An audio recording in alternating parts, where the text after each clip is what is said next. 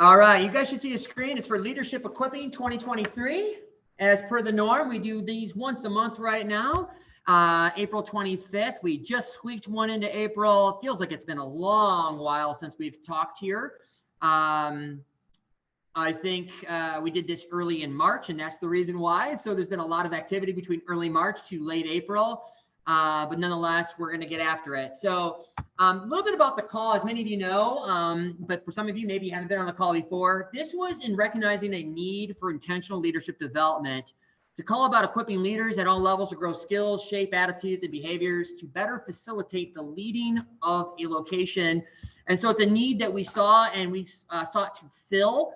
We did this twice a month last year. We're down to once a month right now. It's not because it's any less important. It's just important that we actually talk about these things, and then we do these things between the weeks that we have from call to call. So the power is in the doing, and doing with a high level of intentionality.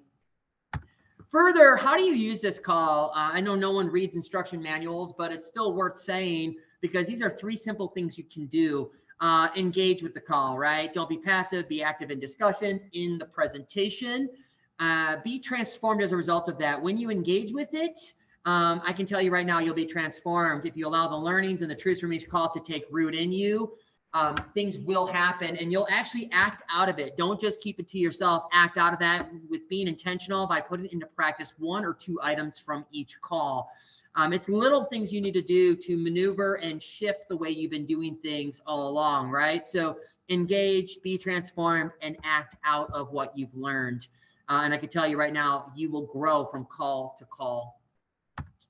So icebreaker to get you guys talking. That's the whole goal here. Although the topic here of being healthy may not be something you want to talk a whole lot about, especially if you're feeling guilty because maybe you're knocking down chalupa or something. No offense to the chalupa eaters out there. But what is one thing you do to stay healthy? Just one thing. Doesn't have to be anything major or anything massive by any means, but what is one thing you do to stay healthy? I'm on a diet. All right. Gotcha. On a diet. What? No, like, what's the? Is there a special kind of diet, or if you don't mind me asking? Not really. I just no more than 1,500 calories a day. Fair enough. Very cool. Very cool. I appreciate you going first too, by the way. Well, good. Hey, you know, good measure. Go after it, man. And that's awesome. Appreciate you going first. What else do you guys do out there to stay healthy? Chase after a 3-year-old. I don't quite run, if that's what you mean, but I do that kind of running. Yes. Okay. Awesome. Awesome. Chase after a 3-year-old. That's a workout. Absolutely. Anyone else? Usually if I have day off, I just go up to Fenton and jump and do the warrior course and all that stuff. Love it. Yes. You play at work. It's a fun thing to do, and it's a healthy thing to do. Excellent. What else? What else? I'm being more intentional about work to life balance. That to me is huge. Wonderful. Yes, it's a really good one. Really good one. Appreciate the share on that. Anyone else? You can add it in the chat as always. If you haven't been on the calls before, I think everyone has been on these calls, it looks like. But just remember, you can put it in the chat. Would love when you do that versus everybody unmuting at the same time. But yes, walking the dog daily. Love that. Great. Awesome. My wife's always trying to get me to run with the dog because I do running from time to time. And I'm like, I don't want to run with the dog. That would just throw me off my run. You know, honestly, I'm a little selfish with my runs. I'm like, no, that doesn't sound good to me. But maybe when the summer kicks in, I'll be a little bit more ready to do that. So yeah, so one thing you do to stay healthy, again, doesn't necessarily tie into the overall discussion, although what we're going to talk about can be done in a very unhealthy way, or it can be done in a healthy way. So I guess that would be the only tie into this icebreaker. But yeah, make sure to do some things to stay healthy. You only get one body, right? So it's something to reference and look to, and no one's going to do it for you, right? So one thing you do to stay healthy, if you didn't add something, be thinking about it. I'm sure something will come to you. So beyond that, guys, leadership equipping, we've covered a number of topics these last 4 months, this being the 4th month of these conversations happening, these teachings happening. The topic that we're going to talk about today, though, is heavy-handed. It's a topic that has been asked for some time. We touched on it a little bit last year. However, we never really did a full jump into the deep waters of it because this particular topic, there's a lot to it. If leadership is vast, and it is, this topic that falls under leadership is just as vast, if not even deeper and wider, and can be a complex thing to work through. So when asked about this as a need or as a want, I had veteran leaders saying, hey, I want this to be talked about. I had not so veteran leaders, lesser experienced leaders rather, also want this, and for good reason. But it's a vast topic, and it's conflict resolution. So you guys getting that echo?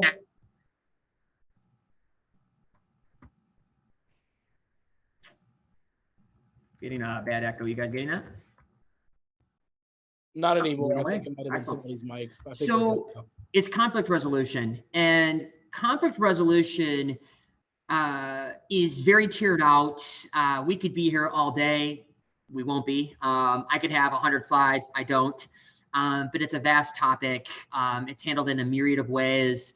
And yet it's something everybody wants to talk about because it's something we deal with at varying levels each and every day. So what is conflict? It's important to kind of note this thing that is conflict. What is it? And so how is it defined? The definition of conflict is, again, there's a lot of definitions to it. This is just page 1 of 2. I didn't give you the second page here, but it's everything from, fights and battles and wars. And thank you to Miriam for this, because Miriam always has, right? Merriam-Webster always has some good ways of defining things. It's being competitive or having opposing actions that are incompatible potentially. There's opposing needs and drives and wishes.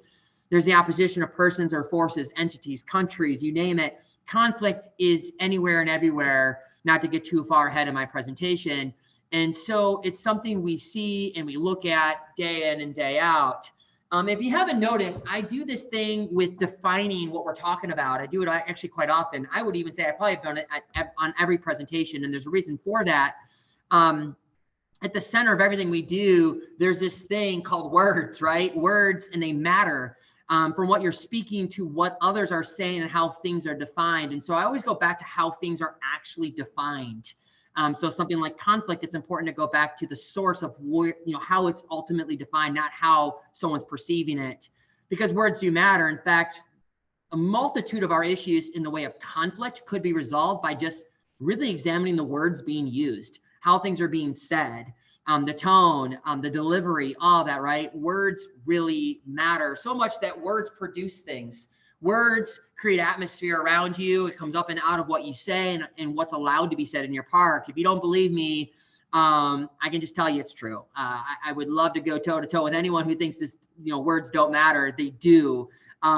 Just because I really believe, I believe that words do impact. They do produce things.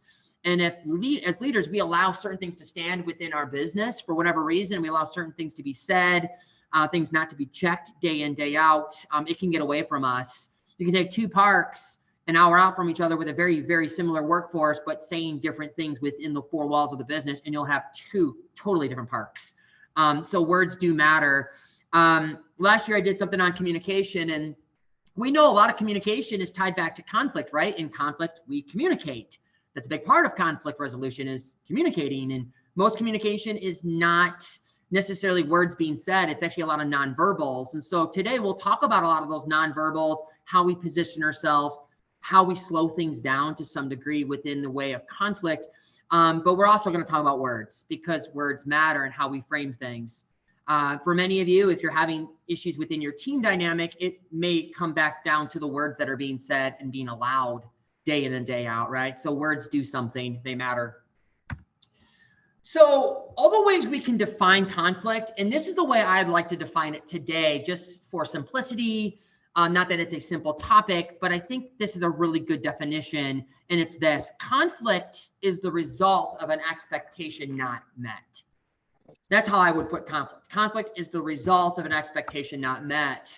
I was talking with my wife about this yesterday, and the definition she gave was really good. It was really the contending of ideas, differing ideas. And I think that's a really good definition as well. I almost went with it, to be quite honest.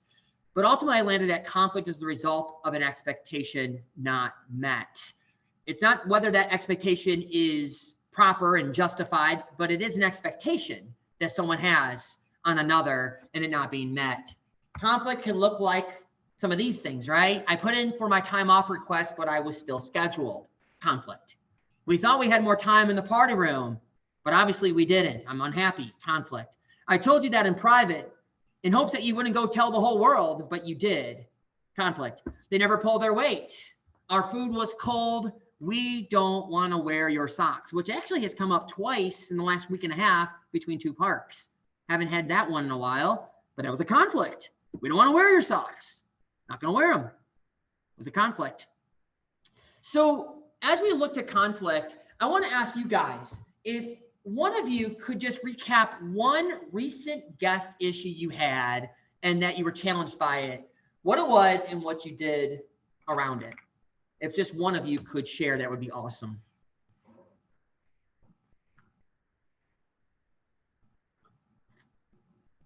Don't be shy. I don't want to call on anybody either. So one recent guest issue. I'll get one. Oh, go ahead, Cody. I talk all the time. Hey, if you want to go, ladies first. I'll go second. All right, sounds good. Sounds good. I guess we'll both speak. But yeah, so I haven't worked really in the park in a week, but so I can't think of something that's happened to me, but my team called me when I was gone. And for some reason, this party thought they got our whole chill zone area as well as one of our biggest party rooms. And my team knows I'm all about pleasing the guests, you know, bending over backwards, doing whatever we have to do. But it was like this guest, like anything, like it was like one of those parties where they took one thing and they were just like balling it on top of the other and whatnot, you know. So for us, we're really big on like, oh, okay, the call center told you could have this, that, and the third. So like, you know, they pulled calls and but they just knew throughout like the entire interaction with the guest, you know, our job is to resolve the conflict to, you know, at the end of the day to make the guests as happy as we can. So we didn't charge them for we gave them chill zone and party room for and only charged them for like one room, and you know, like gave them an extra host, you know, really went up because they had like 50 people, just kind of went above and beyond and just do whatever we could to make the guests happy, and they left, then didn't leave any sort of review, so I guess everything turned out good. But it was just one of those things where they were being told this and that by the call center, which I'm sure every single one of us experience. It's the call center, it's a little sticky, especially with, you know, new agents coming in and everything. Some things can get misconstrued, so that's just the biggest thing though that I could use against them, was pulling the call from the call center and being like, you're wrong, but we gave it to him anyway, you know what I mean? But yeah, that's my story. Yes. Thank you, Cody. Okay. Awesome. And I appreciate you going, both of you jumping right in. I appreciate that. That's awesome. So sounds like it was handled ultimately, and there was a bit of a process you deployed there, maybe not even knowing it, right? Was there a bit of a process now that you look back at it that you deployed? Yeah, it's the heart. Heart. So the heart model. That's what my team goes by. Yes. You know, all that good jazz. Love it. Yes, the heart method.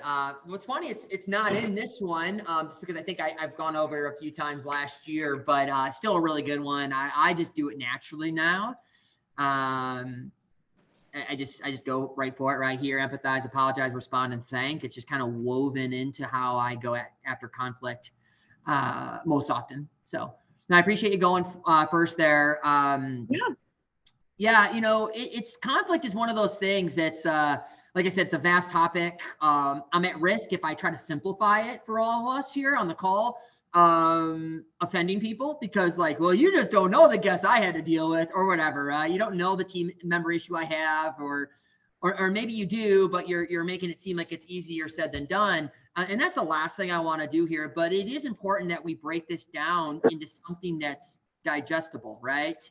Let's come at it in a way that we can actually solve some of these issues.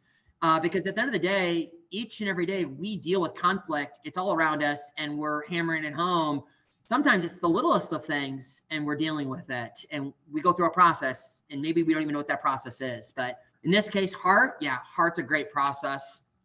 So moving forward, like I said, conflict is a result of an expectation not met. And it sounds like in Hannah's example, there was an expectation that they had, even if it wasn't a justified expectation, they were feeling infringed on. They were feeling like it impacted their ability to do what they want to do in lieu of that party, right? So it was the result of an expectation not met.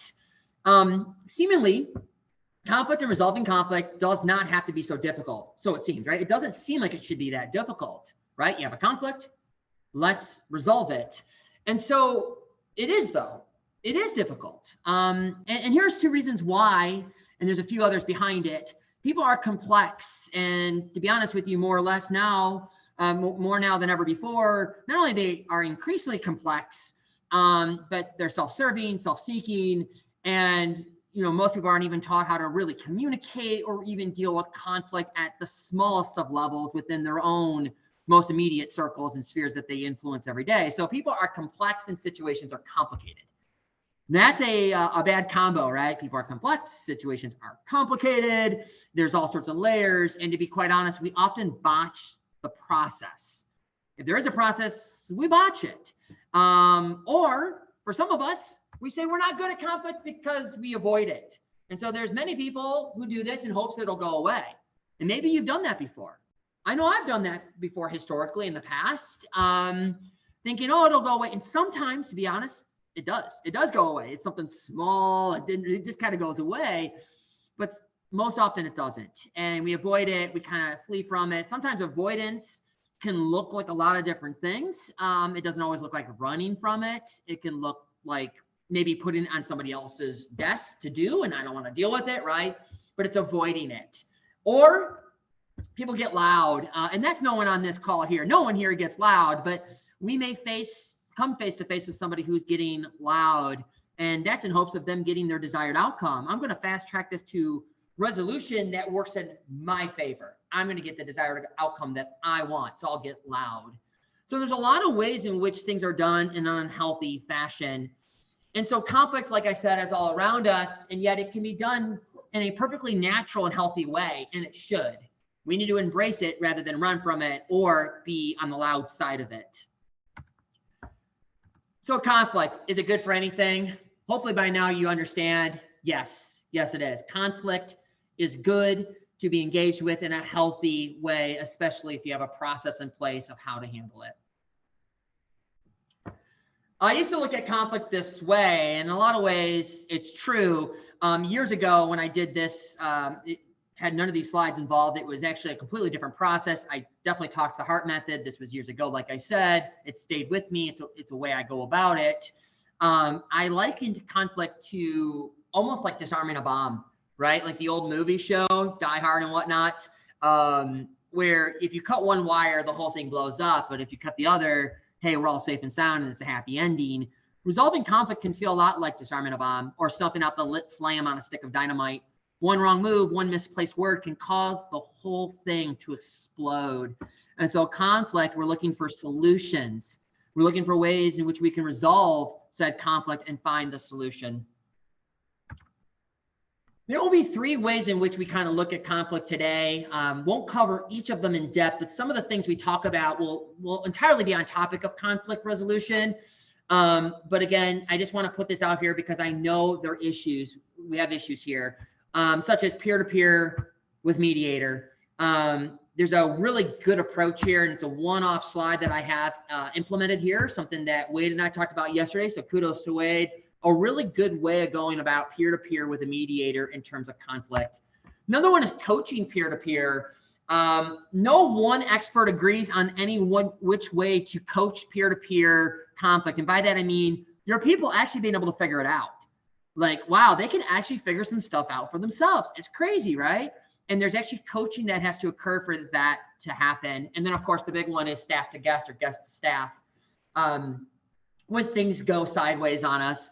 And what's not here, interesting enough, with all the slides I have, there's not one slide devoted to people blowing up, getting loud, shouting curse words, getting crazy in the park.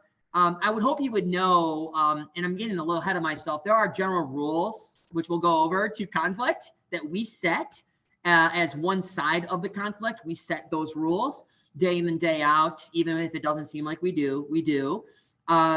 And we're not going to allow that to happen in the parks, right? And sadly, we're in a state of affairs with just the business and the world at large that we get as many, and I think I could be so bold to say, risk alerts having to do with incidents almost week in, week out, as we do park alerts having to do with police were called, someone got disorderly, there was a fight, that sort of thing, right? It's becoming more prevalent and more often, which is why I think conflict resolution, as we go over it today, is really timely. So peer-to-peer with mediator, we'll cover in one slide, staff to guest, coaching peer-to-peer. With that all being said, what we talk about today will find its way through all three of these areas, plus some that are not even listed here. So what do we often do with conflict? Let's just state what we do, right? We see there's a conflict, something is wrong, and we run off to resolve it. This is what we will do. This is perfectly okay, actually, if it's something that's small and you've gone through it many times over. In fact, there's built muscle memory around it.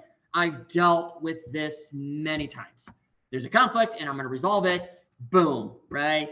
I can go back to that place. In fact, might be a cheap plug for role plays. And I'm not talking about the Comic-Con type role plays, although no offense to those going to Comic-Con and role playing. I'm talking about the type of role plays that happen from anywhere from resolving conflict and how to do that well at the register, how to do that within the team, how to role play even like incidents. I do that all the time because it builds a certain measure of confidence around a skill that you've learned and now you're deploying it. So conflict resolution should have some form of role playing in it, yes, but we don't always have to have something place in the middle. We can go from conflict to resolving, and that's just fine.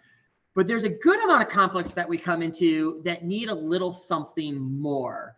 And if we go back to this definition of conflict is the result of an expectation not met, this may be where we miss it. It may be in the area of, well, we have a conflict and we've rushed off to resolve it, but what we missed all along was that we needed to really talk about the expectation that was there. Right? So in thinking about it, if we always have conflict and we rush off to resolve it, maybe if we just slow things down, which is always easier said than done, we can look at the expectation, the argument that's happening, right? As a result of a misstep on maybe our end. And so there will be two things I want to interject into this conflict resolution pattern or process. And it's these two things. It's that in conflict, we need to assess. So some of the things we'll talk about is what happened, ownership. What is right? What's the request? And then weighing options. And then engaging. Come alongside. Give a recap and goal of what we're trying to accomplish here. Anything else? Update, recap, and then goal, as well as stating options. And then this is what we'll do. So that's just a brief overlook before we do a deep dive. But we're going to talk about conflict in the way of assessing and engaging, because often we miss those two things as we rush off to bring solutions. Now, I'd be remiss if I didn't go over rules of conflict. These are just a handful. You may have your own handful, by the way, which I would love for you to share with me here on the slides today. Rules of conflict. I would say I almost always go about any conflict with these things in mind. Be respectful.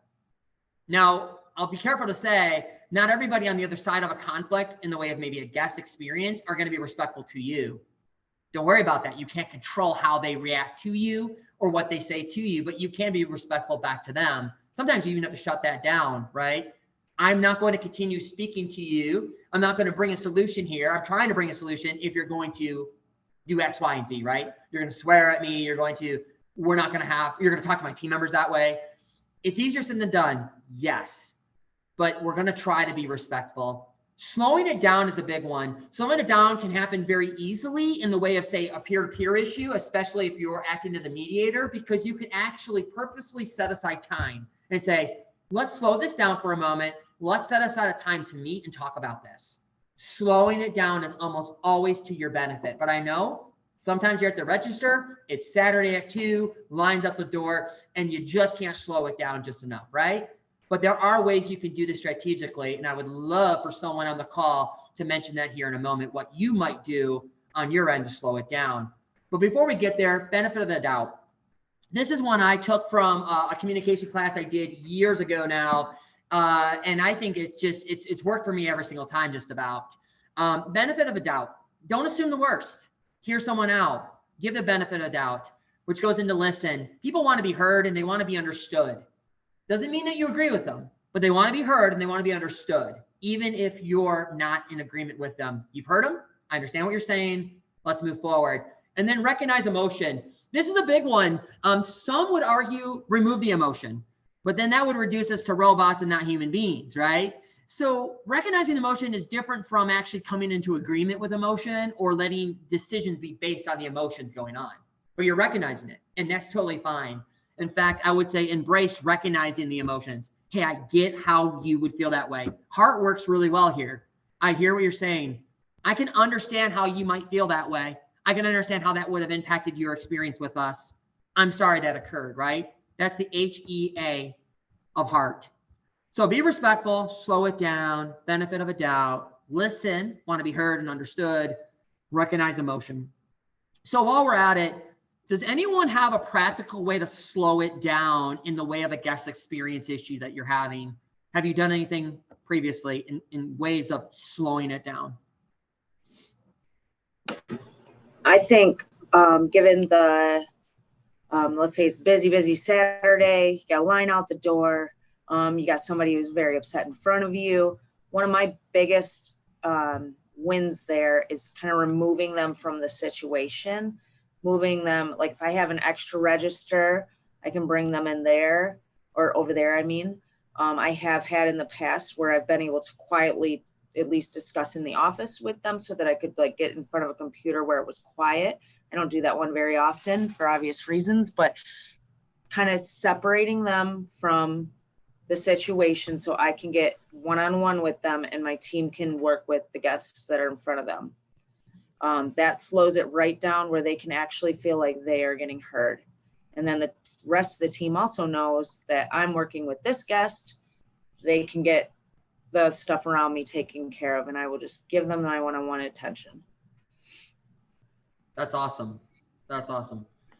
Yeah, and you took note. Hey, it's busy, it's crazy, whatever.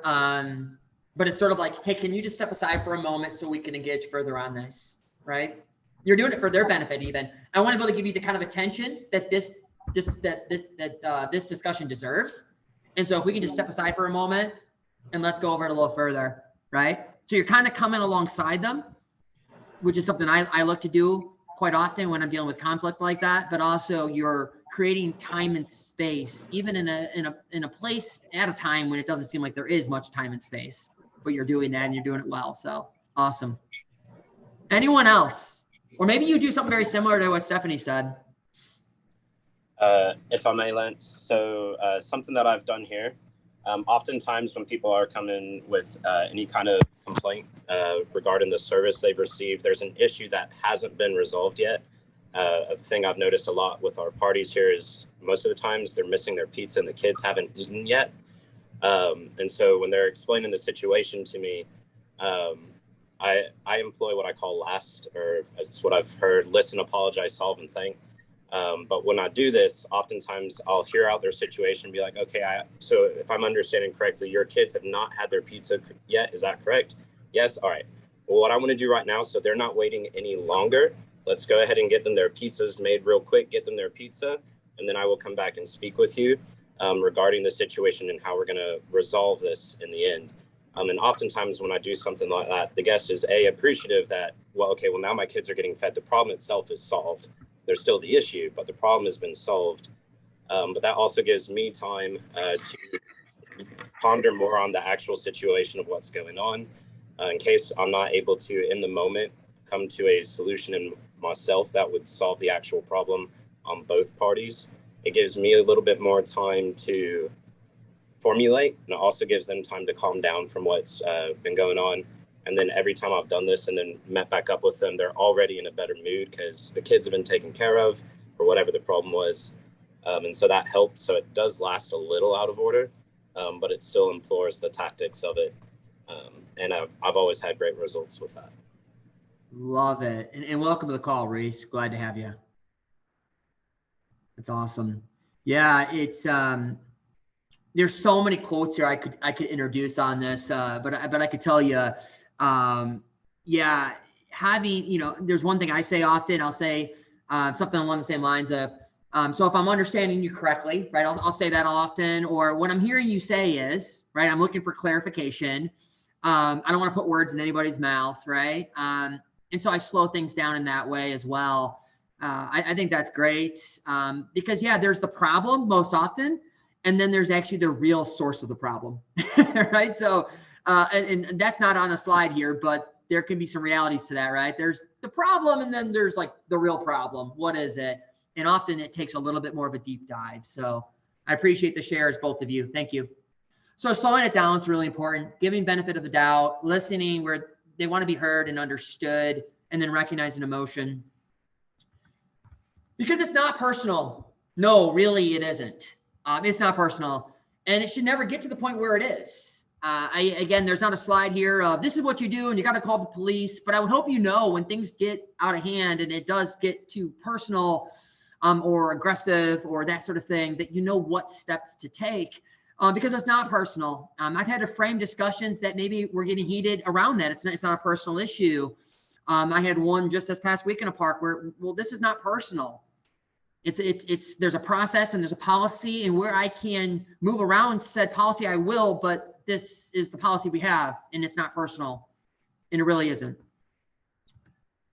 Here's a quote from Marshall B. Rosenberg. I like this one, and I had added to the back end of it.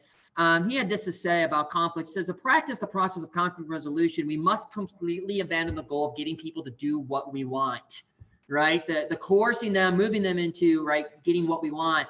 Or I wouldn't even put, or being right. I think that's a source of a lot of our young leaders' issues that they might have in their way of conflict resolution is they go into it trying to be right versus really trying to elevate what is right. And those are two different things, right? I'm trying to be right versus, no, I'm trying to illuminate what is right in this situation. So to practice the process of conflict resolution, we must completely abandon the goal of getting people to do what we want, and as I add, or being right. So going back to those 4 steps, conflict, assessing, engaging, and resolving, let's talk about making the assessment. So these are some things you can do. This is not all in all, you know, one-stop shop. If you get these 5 things, you're going to be great. The one thing I'm not going to claim to do on this call is be able to solve all the problems through this call and for you to be able to solve them because you took part in this awesome call. That's not what we're trying to accomplish here. But my hope is that you're at least more comfortable with the areas of conflict. And if you have a process you're using, keep at it, right? Or maybe add this to it, right? There's no harm in that. So if you're doing great in conflict resolution, which many of you are, keep at it, right? But if there's something small you can pick up from this call, please use it, right? Can't hurt you. So making the assessment, there are some things that I kind of go through when I mentally go through this. What happened? And that's a fact check. I want to know actually what happened. I take ownership where I need to take ownership. In the way of guest experience, it might be, where did we fail them? I see this often in the comm chat. We talked about that earlier. Say it's a party issue. And I saw it over the weekend with an issue at a park, and Bree said, but we were in the wrong here. And that goes into what is right. She recognized, hey, we're gonna take ownership. We were in the wrong, and there is what's right. And so referencing what is right is, well, really important. What is right? And then what is the request? And then weighing options. So these are some things you can do to make an assessment of the situation when we do slow it down. What happened? Taking ownership. What is right? What is the request? Can we even handle the request? Is it even doable? And obviously, does it tie back to what is right? And then weighing our options and kind of laying those out there. I remembered in putting this together, an interaction I had with a guest, and I'll try to keep this story somewhat short. It was actually a customer many years ago because the business I was in sales, it was retail, and we had customers, not guests. And the customer I had, it was a slower day. I was overseeing an electronics department in the store, and he had grabbed, I think it was a pair of headphones, if I recall, and he grabbed them off a peg. That's retail speak for the thing that items hang off of. I'm sure we all know what pegs are. It was hanging off the peg, was a $80 pair, I believe, of headphones. Brought it up to the register, wanted it for the price of the peg in which he pulled it from, which was $50. Well, there was a tag on the item. That tag had 6 numbers that tied back to what the peg was labeled as. And what had happened was either he, or give the benefit of the doubt, probably somebody else, had moved that product, not us, there wasn't 10 of them on the peg, there was just one, onto a different peg. And it was in close vicinity, so I could see where the confusion would have been. So you can imagine I rung up these headphones that were actually $80, and he thought they would be $50. And so as soon as that rung up, he said, as you can imagine, hey, that's not right. Those are $50. You have them ringing up for $80. And I looked at them, and then I went about giving the benefit of the doubt. I slowed things down. I walked with him to the area, and I said, okay, well, where did you pull these from? He showed me, and I said, well, unfortunately, sir, that's a different item, although they look very similar. They're both headphones, and they're both the same manufacturer. However, there's a $30 difference, and this is what these $80 ones do. This is what the $50 ones do. Which ones would you like? We have both, obviously, in stock. He said, well, no, I pulled it from there. That's not right. And I said, well, to be frank, these things get moved around all the time. There's no way for us to really control that, and things do get moved around. Not saying you did that. However, this is actually what is right and just, and this is the item that you would have been getting for the $80 versus the $50 item. Anyway, he continued to proceed with, but that doesn't seem right to me. And I had to kind of re-explain our process, and I kind of dialed into those details. And I said, it sounds to me that you're really, you're on point with wanting it to be right. I do too. I want what is right to occur here. We can both be clear on that, right? Yes. Okay, cool. So let me just say, what if it was the reverse situation, and somehow you came up here thinking you were going to spend the 80, and there was some sort of typo on our end, whatever it might be. Something happened where we went to scan it and it came up for 50, and you didn't correct me. You didn't correct me at all, because, well, I'm going to get away with $30 difference. This is great. And yet maybe that's not right, because it's not. And I said, right and wrong isn't about whether it favors you. It's whether it's right or wrong. He looked a little confused, confounded for a moment, but when he actually had time to actually process that, and he even asked for further clarification as to my example, he was caught in a moment of like, oh, he actually is onto something. I said, if it's about being right, I understand, or about embracing what's right, awesome. I'm all in on that. But there's a right and wrong here, and to be frank with you, here's our process. Someone moved the item. That does happen from time to time. Hey, if it's on us, we'll make it right. But here we have a $50 and an $80, a $30 difference. They're both great. Which one would you like? I can't recall which one he went with, by the way. But what I do recall is what happened shortly there and after. He actually apologized to me. He said, wow, I didn't see how I was coming across. And when you put it that way, I was just trying to get it for that price because, well, that's what I wanted, but that's not necessarily what was right in the moment. Now, I can't say that happens all the time, but that stuck with me 20 years later, 15 years later, whatever it is now, 20 years. And so looking for what is right, what is the request, weighing options, these are all things you can do to make an assessment. And it provides that we need to slow down to do that. So what is an approach you've used for conflict resolution with your team? We'll pivot for a moment. We have teams. We have great teams, and we have teams that are sometimes at odds with each other. What is an approach you may have used historically to deal with conflict within your team?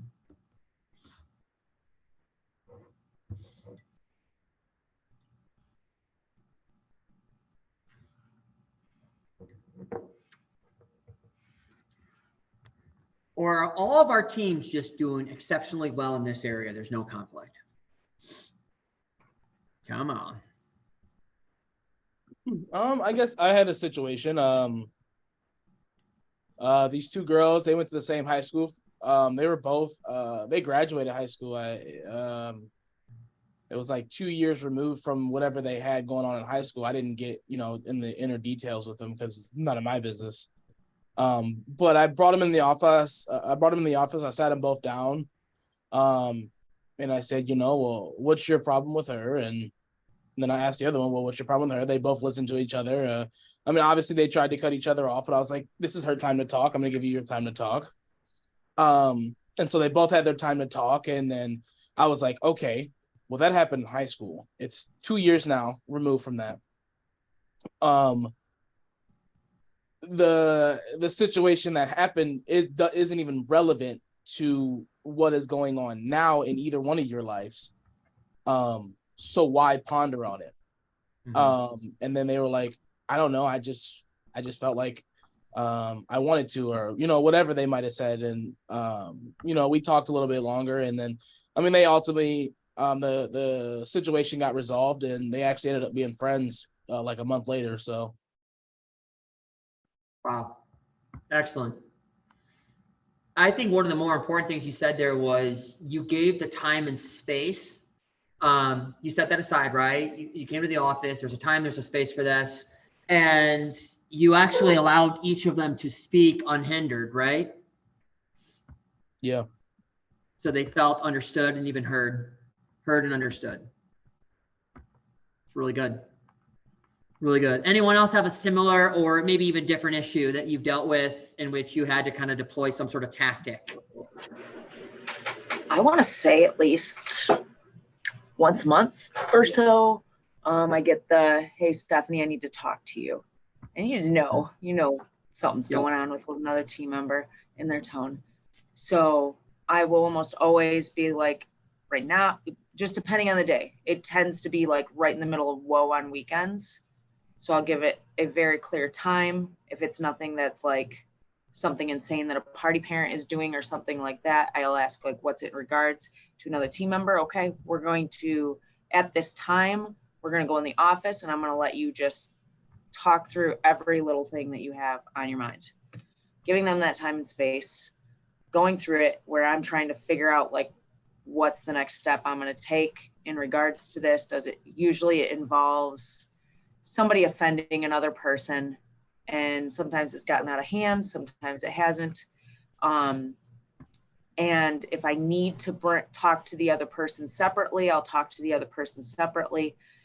Usually it's just giving that person that time to absolutely unload, and then they do, and we kind of just figure it out from there, where to go from there. And a lot of times it has to do with, I'll be like, okay, come back to them.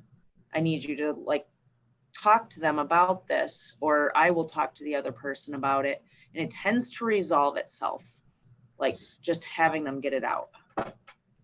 Yeah. So it sounds like a similar approach. They're coming at you with, hey, I need to talk with you. And I'm sure of it, that if it wasn't the right time and place for it, you would then say, hey, that's great. However, can we talk in X amount of minutes, right? That sort of thing. Mm-hmm. Basically, we're full-time managers, part-time therapists. Pretty much.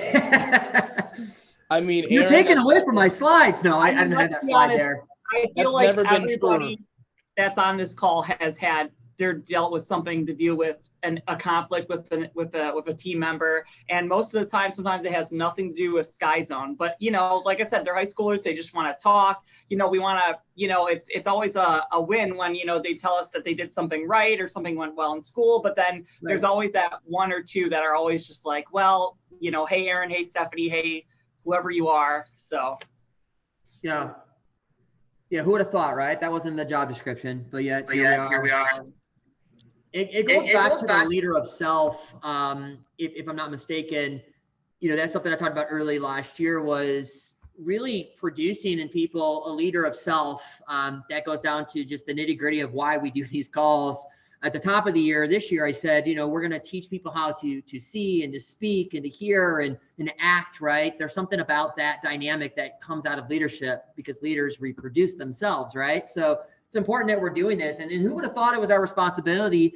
Now we can get totally off topic and be talking about things that are not even work related. And then you do got to check yourself, draw a boundary and say, it really has nothing to do with Sky Zone, right? Sometimes we get ourselves, in some place, in some sort of issue, right? And we get ourselves in trouble even because we're just trying to be helpful, right? So we do need to be careful of that, but yeah, who would have thought? It seems like sometimes we're a part-time therapist too. So appreciate the shares. That's awesome. And it kind of ties into this approach that I've used in some form or some fashion.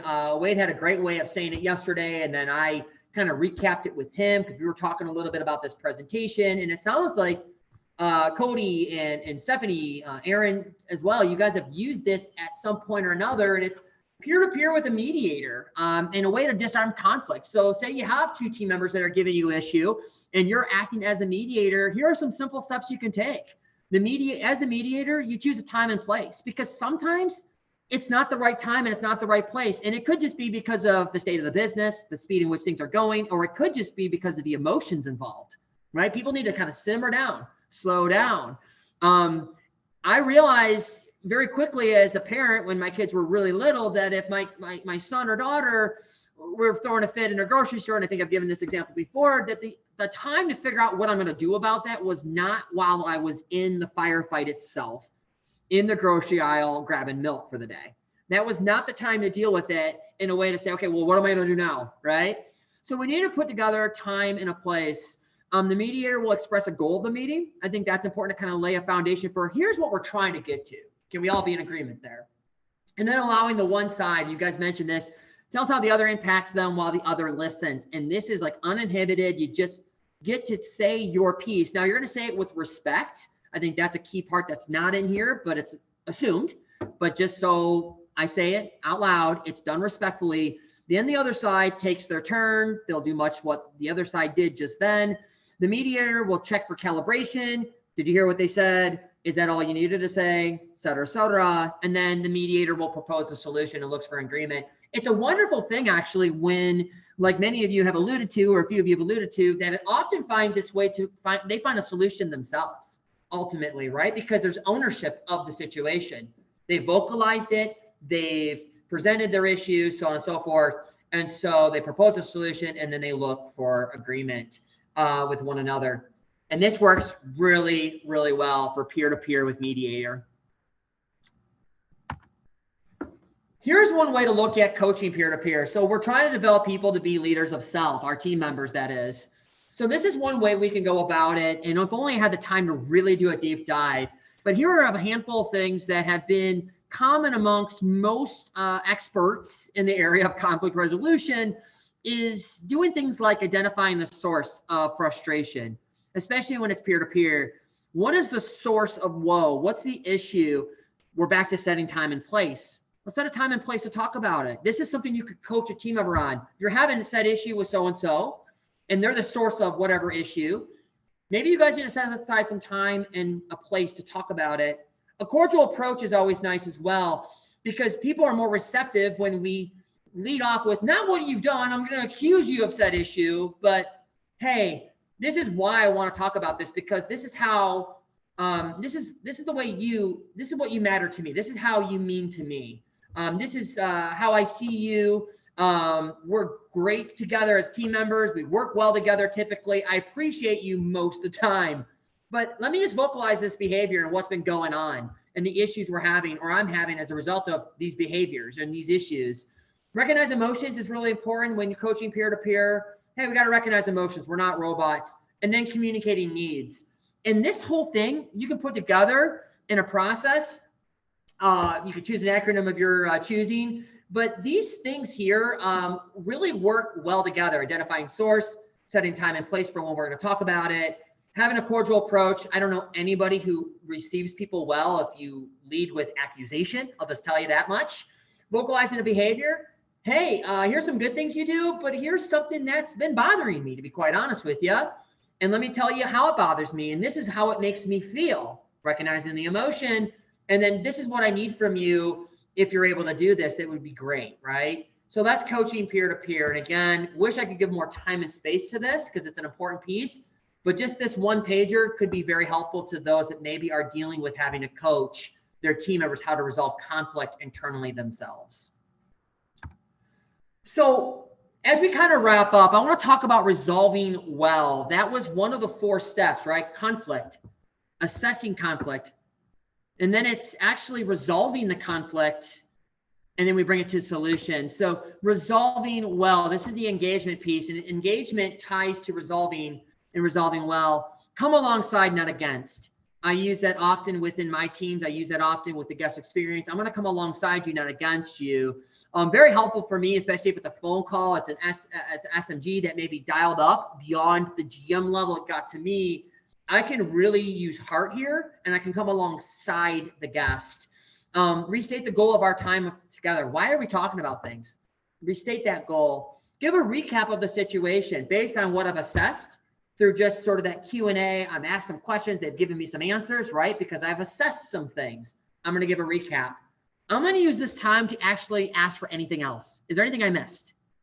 Did I hear you correctly? I just want to be clear as to what occurred. Is there anything else? And then clarify options. That's an important piece. Clarify the options of what I can do. I can do X, Y, and Z. Now, they may go off the X, Y, and Z to something else that's just not feasible. I actually went through this recently, actually, with a guest that was upset that in our parks, we still have foam. That's what I dealt with a guest that for 37 minutes, well, 36 and a half, because I talked for maybe 30 seconds, wanted to tell me all the woes of us having foam in our parks and the results of foam and the potential for foam dust and so on and so forth. And it was a reasonable request up until the point where she wanted us to have all the foam out of our parks. And was really just like set on that happening. Obviously, that's not reasonable, and nor can I do anything about it. But what was really interesting was I was able to just listen to her. And for about 13 minutes, she went on and on and on about how it impacted her, that there was foam. She went on for about 13 minutes, like I said, and I let her just talk and talk and talk. And then there was a moment where I could say something, and I went to say something.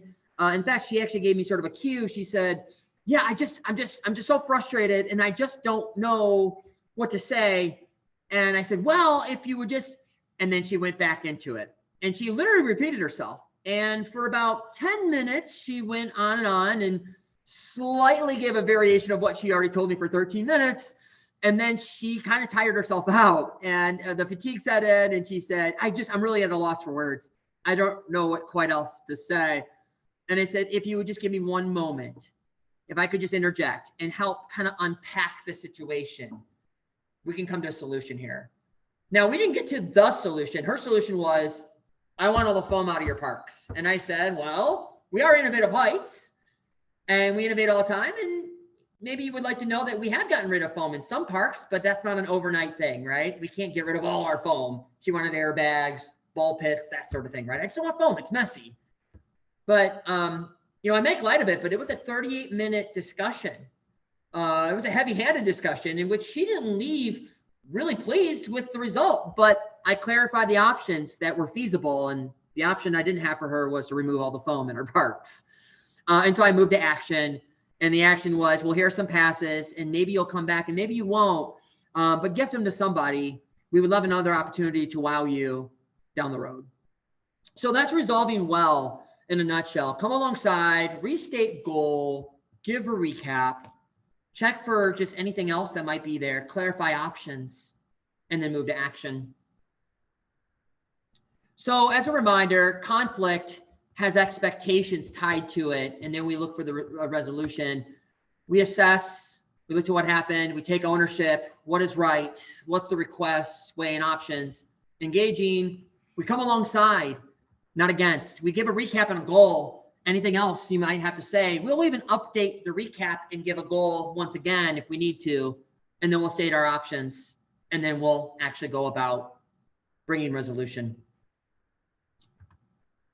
All right, as we come to a wrap-up point, guys, what is your one takeaway from this call that you can put into action? Just one. Maybe it's something I said, maybe it's something I didn't say. That's entirely fine, but what is one takeaway from this call that you would put into action in the way of conflict resolution?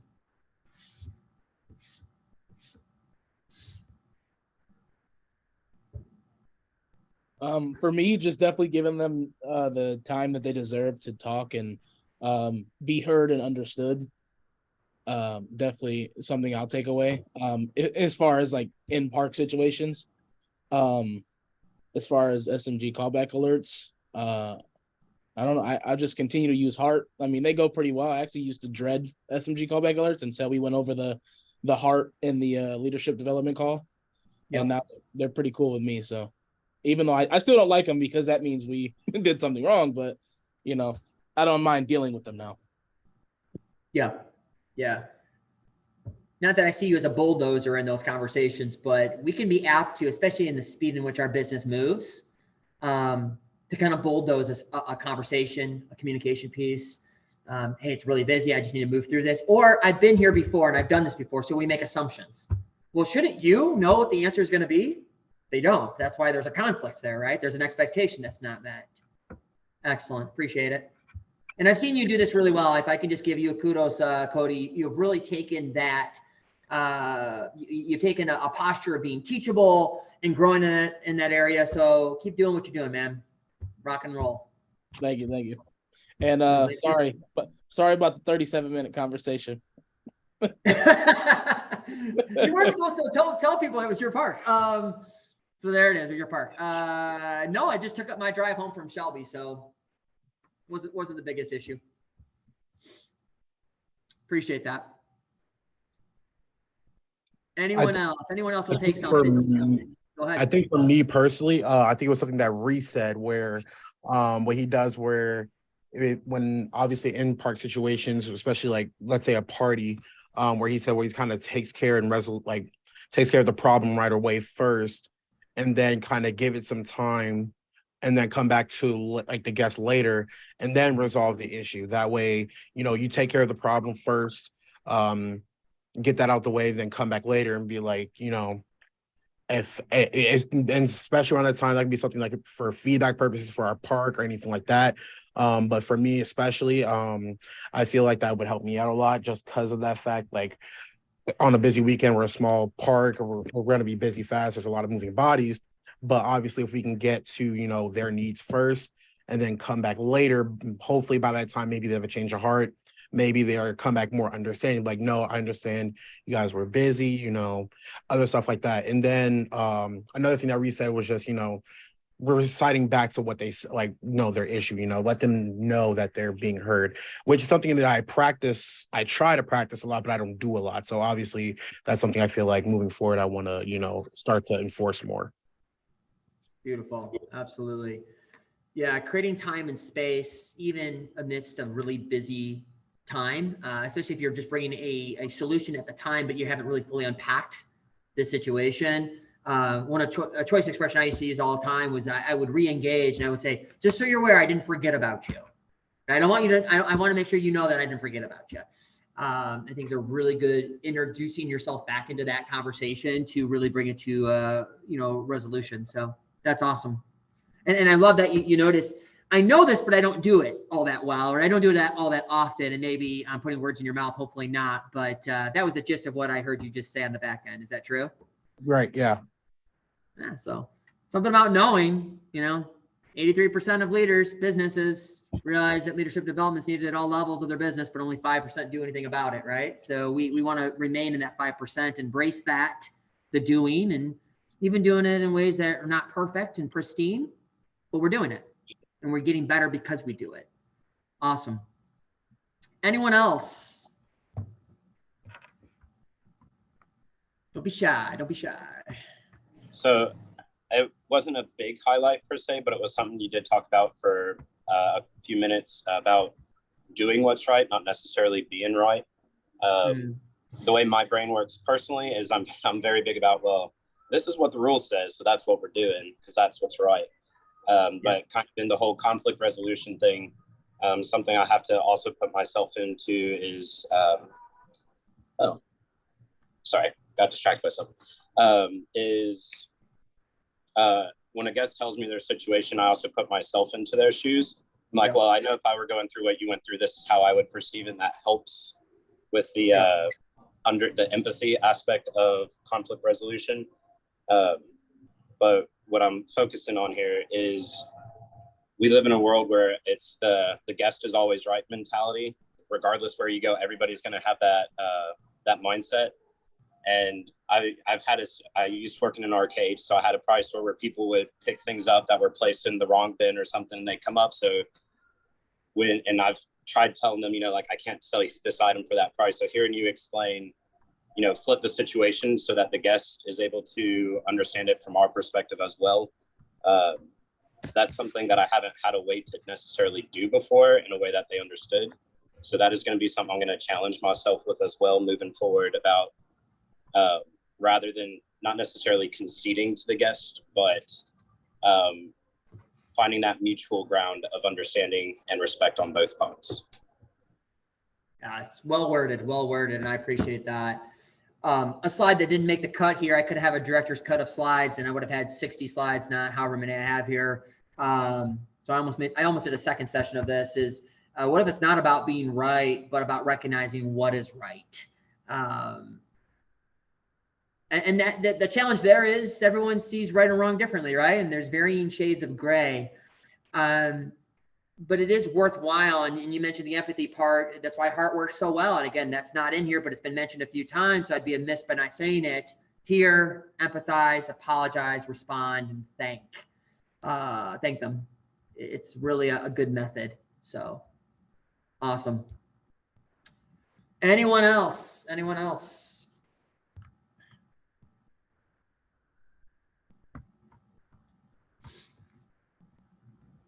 Maybe this helps here too. Ways to assess, ways to engage.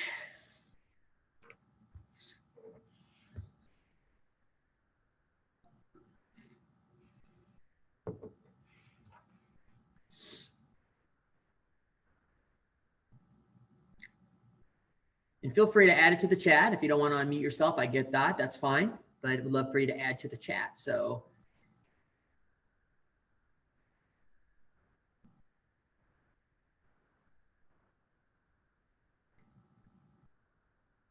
we have a lot of great, we had a lot of great stuff we went over, some great additions from each and every one of you. Those that spoke, thank you, I appreciate it.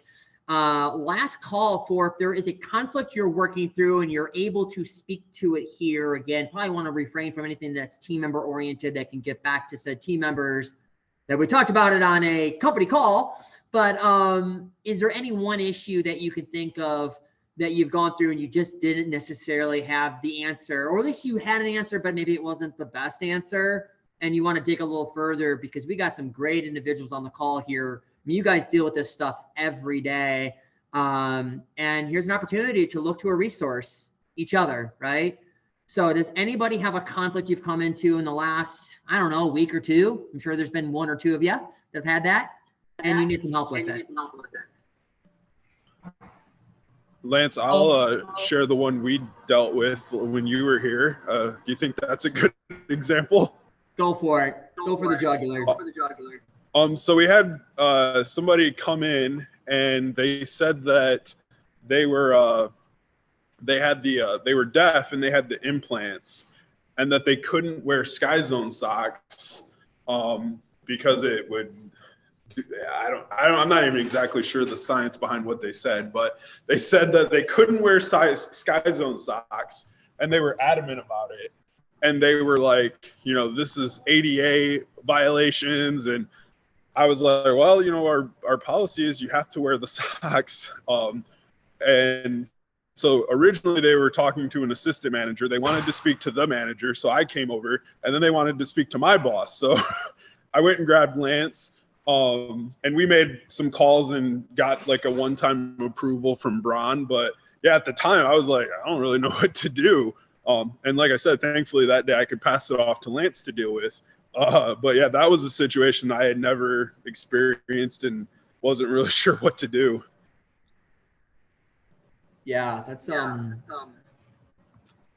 might want to mute yourself here, Devin, because I think I'm getting that echo again. Hello. Thank you. No, I really appreciate you bringing that one up. There was a slide that talked about, I don't want to wear your socks. And it's happened twice in the last week and a half. And both had different outcomes, by the way. And so it's a really good kind of send-off story to kind of go off of. Yeah, that did happen. It happened, last week or so in Grand Rapids. And I just happened to be up on the lift. I was helping out with some of the demo of a court there to get some trampolines down. And Devin came over and had asked me about this. And it's been a minute since I've had that question posed. I was able to actually create some space actually just by saying, well, I'll be up there in a moment. I'll be there in a moment was actually me finding the time to actually place a phone call or two to get some additional direction, because it had been a minute since I had been in front of the ops manual. And I wanted to know, is there any moments in which we would do something different here? I found out that things were still a little murky, but almost always people have to wear our Sky socks. Again, that's why I was calling for some level of approval. We did do a one-off for said guest, and it was actually two guests. It was siblings that both had the same issue.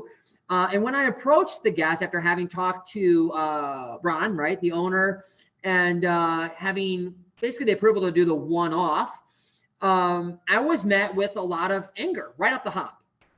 And I had to work hard to come alongside them, because even when I said, hey, we'll do it this one time, but just to manage expectations, I said, but it may look different next time because we are doing a more of a deep dive into our operations manual to see if something's maybe changed.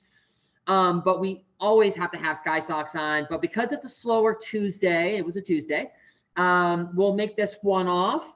And we'll ask for them to do it this way, not wear the socks, but they'll have to go barefoot. It was that or shoes, and who knows what they would be bringing in with their shoes.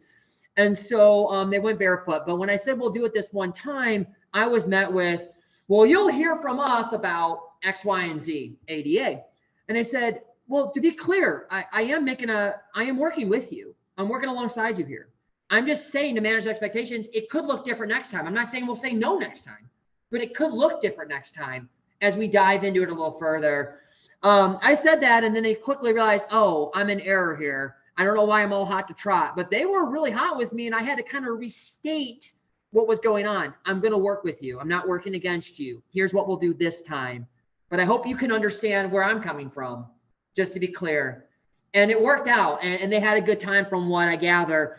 We had the same situation, but for different reasons, play out in a park on Sunday. I got a phone call from a park where a guest was just acting unruly. It was a young guest that had, from what the mom said, was a learning difficulty. They were wearing socks, but they weren't wearing our socks, and they weren't going to wear our socks.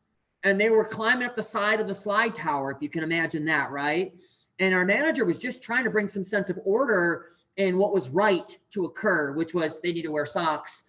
She got really hot with our manager, and ultimately he ended up having to call the police to kind of deal and diffuse the situation because she was so hot about it and was claiming all sorts of stuff, right? We didn't give in. The child was going to have to wear Sky socks. There was no real reason why they couldn't, just that they didn't want to. And that was the issue. Two very similar situations with two entirely different outcomes. Both required some measure of conflict, assessing, engaging, and resolving it. So that's a great send-off, guys. I appreciate you guys taking the time with me today, as I always do. If there's anything left to be said, speak now, or, well, hold it until next time. So anything else to be said about conflict resolution? Any other thoughts?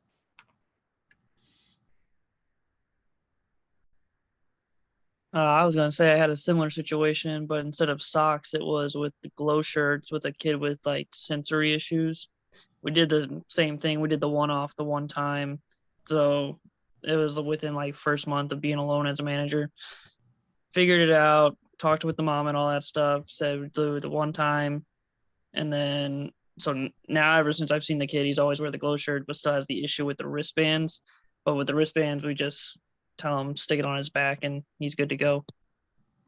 Wonderful. Yeah, that's absolutely spot on. You did a one-off, and I always try to under promise and over deliver in some degrees, and I try to manage expectations. Again, we're getting back to a expectation that's not being hit. So great. So like I said, one thing I will correct myself on, I said it about a minute ago. I said, if you have anything else to say, hold it until next time. That's entirely untrue. If you have anything else to say or any questions, feel free to just throw that my way. And just the same, work with one another, right? Let's lower the walls continually between park to park, because you guys, we have solutions out there for just about any issue we might come into. We should work together whenever, wherever possible. So don't just leave it to these one-off calls we do once a month. Reach out to each other. If you like something someone said, I'm sure they'll be fine with you reaching out to them. Let's continue to reduce sort of the walls that can kind of come up between park to park and really look to grow with one another. So appreciate you guys. Thank you so much. And until next time, we'll be talking, I'm sure, between that and WhatsApp. Take care, guys. Take care. Lance, Thank I'm you so gonna much. send you a couple emails. So Cheers. nothing serious. I just need a couple things that only you can order. So No worries. No worries. Appreciate it. Yeah, Lance, same thing for me. Look out for an email from me as well. Appreciate that, guys. Thank you. The gifts keep on coming. Thank you.